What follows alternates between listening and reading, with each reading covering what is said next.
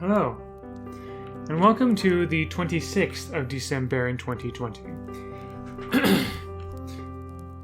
I certainly had a very Merry Christmas. I've already explained what I did Christmas Eve, and then Christmas Day I was spent time with my in-laws. So yeah, it was a very good day. And today yesterday I was a bit. Yesterday's video was a bit more serious in nature, and today it's going to be more lighthearted, more into some fun hobby stuff, right? Okay, so I'm going to talk about my the cards I've collected over the years. My trading card game collection. All right, so when I was about 9 or 10, that is when I began collecting Pokemon cards. Now, at the time, Pokemon cards were a big deal. They were like the big new thing among kids, at least from what I remember. And I specifically remember them being so popular, and kids would bring their Pokemon cards to school all the time. I'm pretty sure I did at one point. But then it wasn't long before the principal of our school banned Pokemon cards from school. I think that was something that a lot of schools throughout the country were doing. Kind of like what happened with Fortnite too. Schools banning Fortnite. That's pretty much the same thing that happened with Pokemon cards. And one of my siblings and I, the two of us would often play, would often actually play the Pokemon trading card game against each other. I haven't really played that game since then, since I was 10, 11, or 12, somewhere around that age. It's been a while since I've actually played that game with somebody else. But yeah, I'm not sure what the best way would be for me to show off what I have here. It's a rather thick and heavy binder, but in here, let's see, I still have the instruction on how to play the trading card game. I have a few tokens and stuff. We're talking stuff from the 90s and early 2000s, and all that. Or maybe I don't know exactly. Not sure if it was 90s, late 90s, 2000, whatever. But anyway, yeah. So I really like this one. A nice shiny Alakazam heads and tails kind of thing. I don't just have Pokemon trading cards. I don't just have Pokemon cards in this binder, though. I have a few others. Pokemon's one of the big ones, but as evidenced by some of the other stuff that I have in here. Okay, so anyway, this is version 3 of the Pokemon trading card game. What is that? It's I don't know what year that is. I don't remember why I got this. This is version 8 of the rulebook. We were very much into the Digimon trading card game, and I played that a few times. Oh gosh, this is not in great shape. But yeah, and this is a card list, I guess. Oh, this is the whole starter set. That's what it is. So, oh dear. Yeah, this thing is falling apart. Can I do maybe? Oh gosh, I'm having problems putting this back together. I think we fold it this way first. There we go. Okay. Maybe.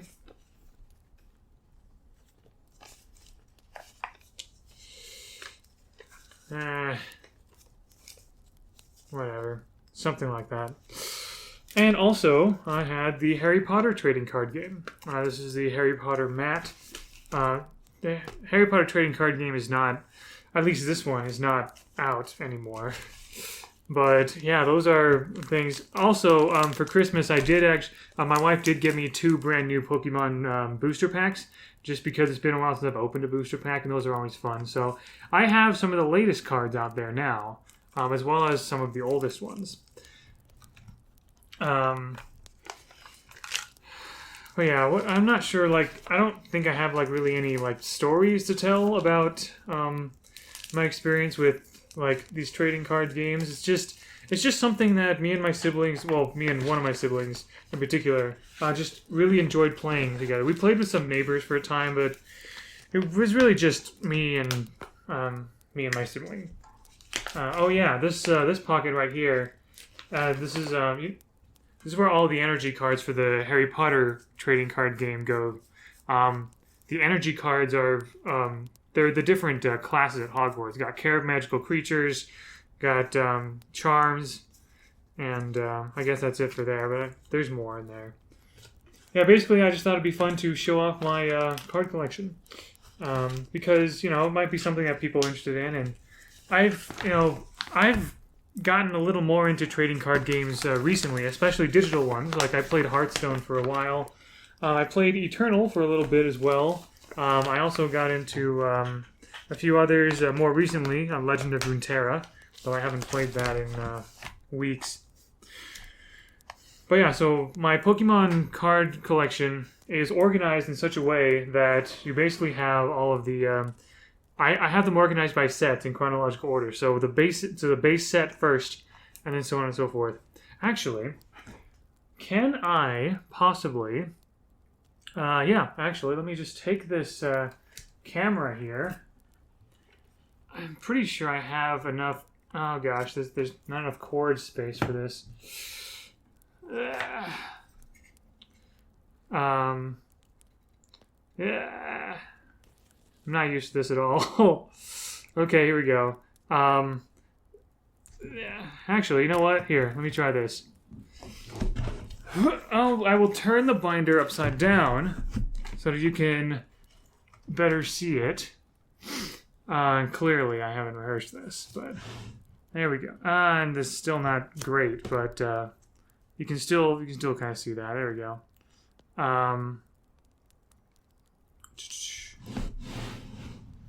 Perfect. Still trying to, like, everything's reversed on here, so I'm having a hard time. Yeah, I have them organized now in alphabetical order.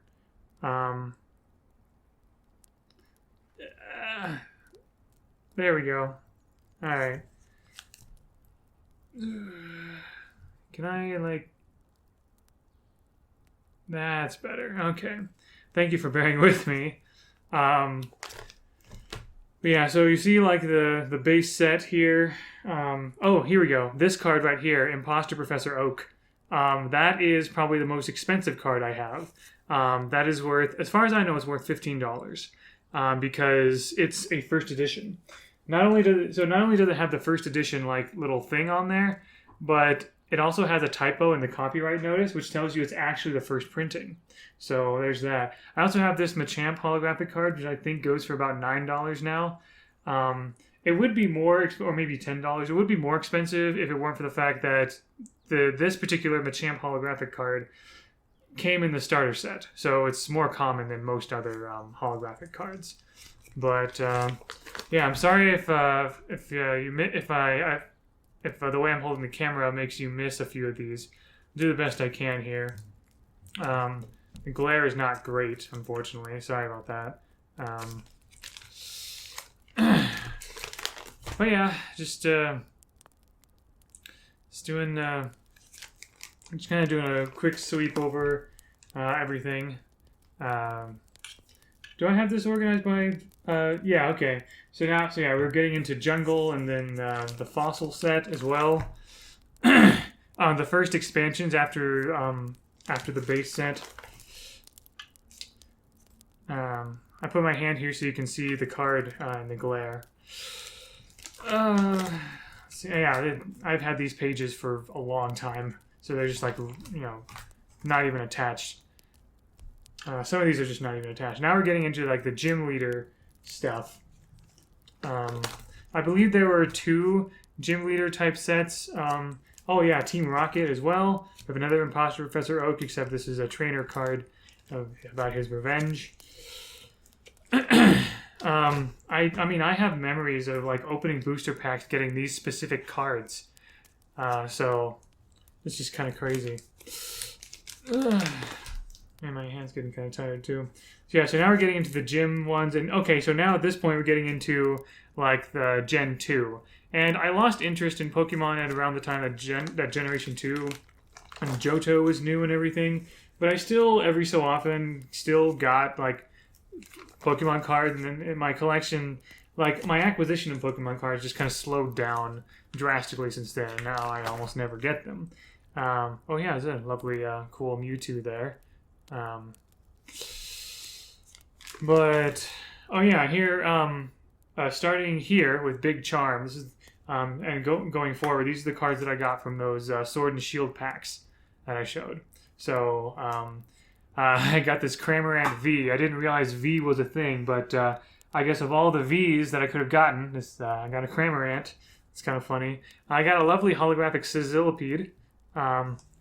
Pretty cool. And then, yeah, there you go. And now we move on to my promo cards. So these are ones that you get, you know, promos, obviously you get them from like promotional events and things like that. This is by far my favorite one right here. This is a Mew card that you got from attending, I'm pretty sure, was it the first Pokemon movie? But yeah, I went to that movie in theaters, and they gave you it was kind of like a fun activity to try to decode what this card does, because it's in like some like glyphs or whatever, and some alphabet. I'm pretty sure I know what this card does though. I'm pretty sure the move's name is Psyche, or Psyche. It requires 2 psychic energies, and it does frick, I forgot. I wrote it down on a different card in here. What does it do? It does 40 damage, and it has 30 hit points. I'm pretty sure. But yeah, Entei from this the next Pokemon movie, and so forth. I don't remember where I got all these promos. I think they were mostly from the Pokemon movies and things like that. But yeah, and then I have some like some Japanese cards as well. And oh yeah, this one's fun. So I also have some Pokemon cards from the company called Topps cards. There was you could make this image out of, if you got all 9 of a certain card. You can see I have some of them, but not all of them. So, but it would have made this image here, I'm pretty sure. So there's that. These are basically like just cool. They're kind of like baseball cards essentially. That's what Topps cards makes. But I don't remember when or why I got these particular cards, but I have them. There you go. Let me try to... I'm trying to... Again, everything's in reverse, so it's difficult for me to, like... Okay. More Topps cards, especially from, like, the anime, scenes from the anime and from the first Pokemon movie. And now we're getting into the Harry Potter cards. Alright. Yeah, I played the Harry Potter trading card game for a little bit. Like, we got the starter sets, and we got a few booster packs when there was like a Quidditch set or whatever. I have more cards than that, but I'm not sure where they are now. And here are the Digimon ones. Oh man, I was so much into Digimon back in the day. I only really got into the first 3 seasons. After season 3, I kind of lost interest in Digimon. But like, you know, a lot of these, you know, these are the original Digimon that I really, really liked. So I was happy to get like all these cool cards and everything. And here are the items and the action cards. Now Yu-Gi-Oh! I've watched you, and actually I plan to like rewatch. I never really got into Yu-Gi-Oh! When it was first introduced, but now I've become more. I just never really was a fan of like the art and everything. Like the art was cool, but some of it was kind of freaky to me. But I'm getting more into it now. My wife and I actually plan on watching Yu-Gi-Oh! In the near future. But yeah, I just happen to have Yu-Gi-Oh! Cards as well. I think all of these are just like generally in the older side of things. But yeah, I'm pretty sure I have enough to make a deck. I'm pretty sure. I just don't know how viable it would be. But I have played like Yu-Gi-Oh! And the Duel Links app and everything, and so that's fun. And then finally, just some miscellaneous stuff. I I was into the show Metabots at one point, and I saw that there was a pack of like Metabots cards. This is all I have. I didn't get any more. I never got into it. And then I just have some random cards back here of like, I have a Mark McGuire baseball card, kind of bent. Some Bionicle cards, a card from Monster Rancher for some reason, and a card about Super Mario 64. So, yeah, that's all the cards in that particular binder. Mostly Pokemon, and Yu-Gi-Oh! With some Harry Potter and Digimon cards. But there is one other trading card game that I am kind of a bit more into now, even though it's out of print.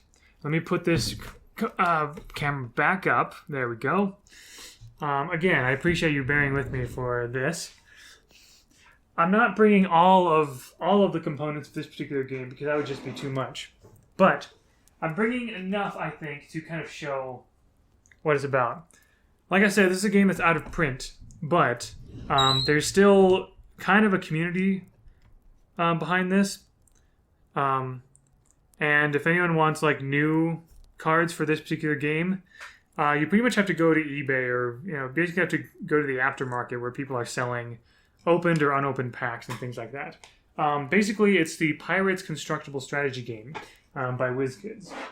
So a lot of these ships came from one of my siblings was more into it than me for a time, and then they just ended up not caring about the game, and then except now I love it because it's basically you make real three-dimensional model ships like this. Let me see if I can try to keep things organized here. I've never really been one to build models or things like that myself, but I love the concept of this particular game. And it's unfortunate that it's out of print right now. Hopefully it can be picked up by someone, I don't know. But essentially, when you open a booster pack for this game, first of all, you have everything you need to play a game inside one pack. You get at least 2 ships and a few items and things like that, and rules and so forth, and you are ready to play. Essentially, what happens is you all of the cards they're like the shape and size and material of credit cards, as you can see here, and you punch out the pieces and you make the ship. Sometimes it takes more than one card for one ship. And sometimes, in very special... so, for example, I was able... And so, yeah, some of these ships are from my siblings' collection. Others I've gotten off of eBay. For example, I really wanted this Christmas ship right here. If you look closely, there's like some garland and everything, and some like Christmas decorations. It's called the Sleigh. And it has a crew member named Captain Whitebeard. And it's just kind of like a joke ship and everything. But it comes with these 3 cards, all right? This one has all of the stats on it of the sleigh. And then these 2 I could throw away, but I won't. This had all the other components for it, essentially.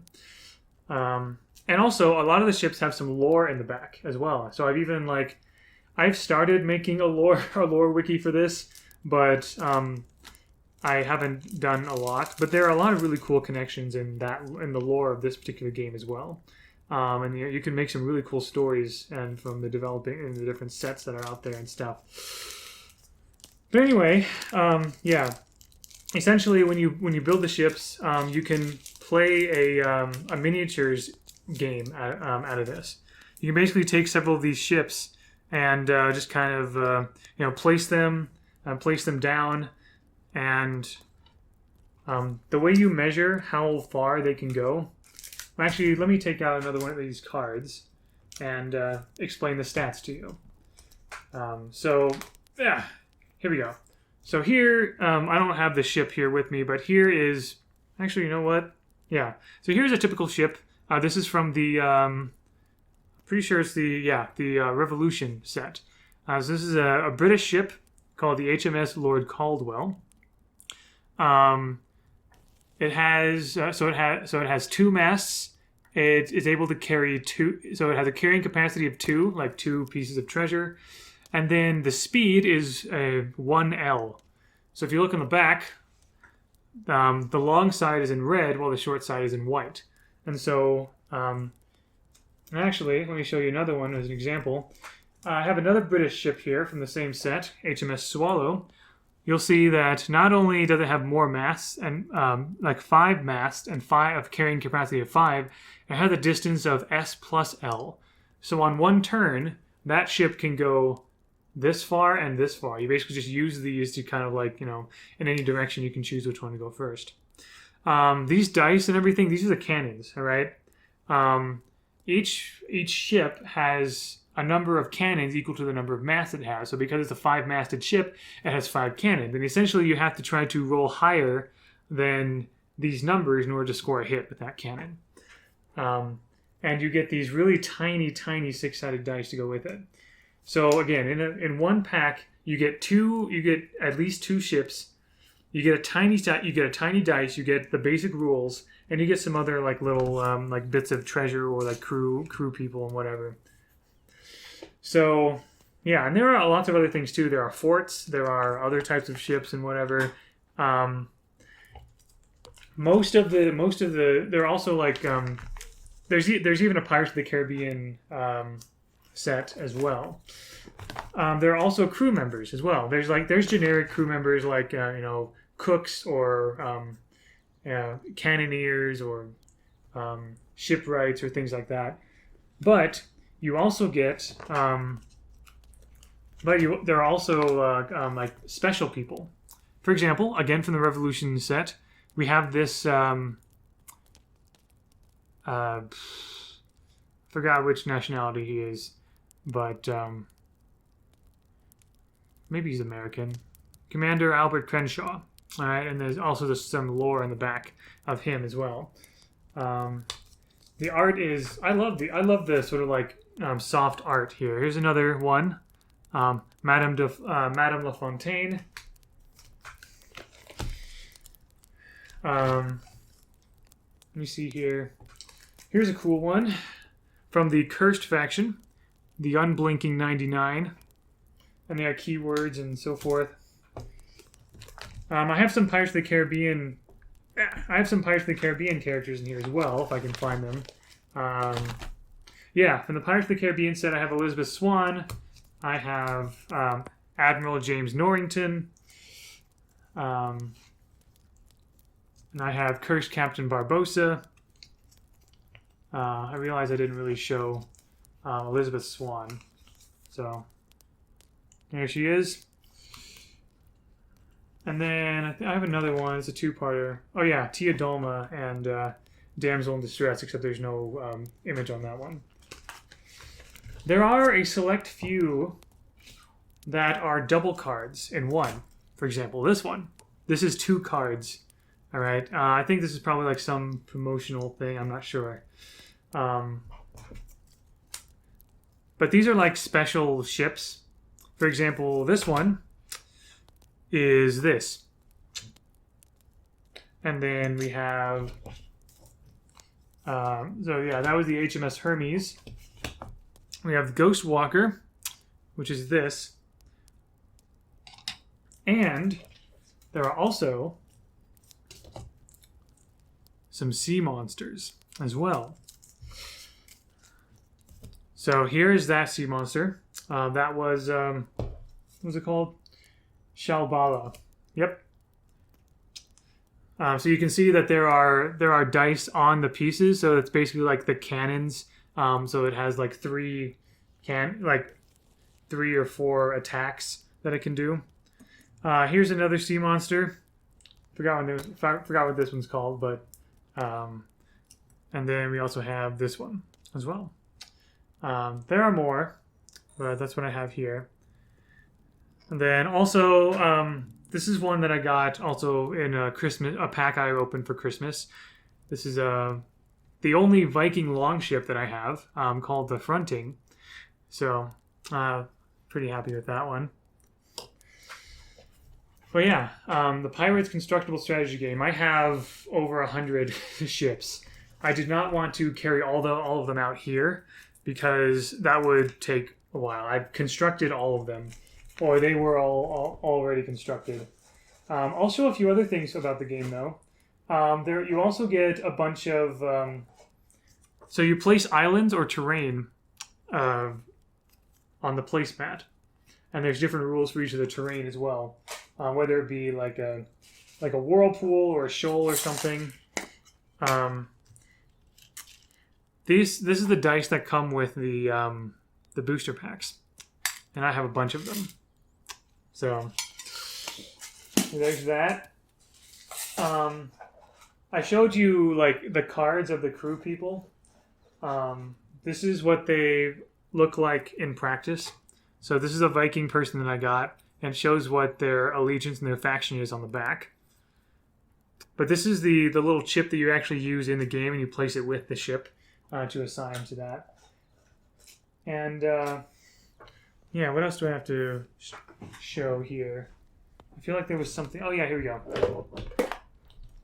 So there's crew. So there are ships. There are crew. There's land. And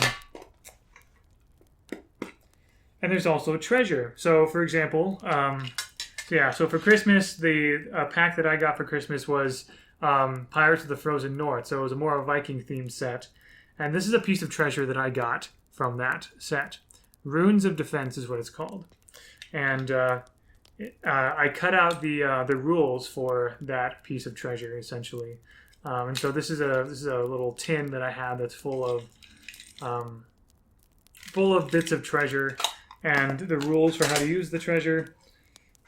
And in each set, they give you gold. So yeah, just all kinds. Like there's like so many pieces of gold. I have hundreds, maybe 1,000 or so of these, and there's a number on each one. So basically, you score based on how many treasure points you get, but you don't know how much each treasure is worth until you pick it up because they start face down on the different islands that you explore. So yeah. Let's see what else. Oh yeah, these are other ships that I haven't like put in my binder yet. Oh wait, no, these are like the doubles that I have. I have a bunch of doubles. But yeah, that's basically it as far as I know. Like that's all the things I wanted to show. Even though it's out of print, it's rather addicting to me. It's like getting a bunch of these ships is rather addicting because there's so many cool ships. There's so many cool factions. There's like what are the different sets out there? I don't have ships from every single set, but there's like the different factions are, let's see, there's Spain, there's pirates, there's England, France, America, the Barbary Coast, which is like the Middle East or Mediterranean area, South China Seas, which has the Jade Rebellion. Then there's the Davy Jones Curse set, which has the Cursed faction. You have Frozen North, which has Vikings. There are probably a few other factions that I don't have yet, but yeah, that's that is that.